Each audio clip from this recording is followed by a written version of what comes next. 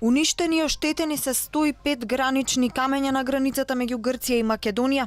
Станува збор за пирамиди столбови кои се наоѓаат во грчкиот дел во област Алерин, кои ја означуваат границата меѓу двете земји. Конкретно, пирамидите кои се отстранети и уништени се во делот што е северно од локалната заедница Меса Камбос до источно од локалната заедница Ахлада во општина Алерин. Инцидентот се случил за време на викендот, а покрената е истрага за расветлување на случајот. Известени биле надлежното грчко обвинителство и надлежните воени власти. Според информациите на Алфа од Грција, истрагите биле фокусирани на екстремно десничарските националисти, а властите пронашли и траги од булдожер кој ги уништил камењата. Исто така веќе била и отфрлена можноста дека ова е направено по случајна грешка, со оглед на тоа дека областа е голема и некој требал добро да го познава регионот за да знае точно што отстранува и каде точно се распоредени граничните пирамиди. ТВ Алфа денеска побара одговори од Министерството за внатрешни работи на Грција, од каде се уште очекува одговори. Го контактиравме и Македонското министерство за надворешни работи, од каде добивме информација дека работат на случајот.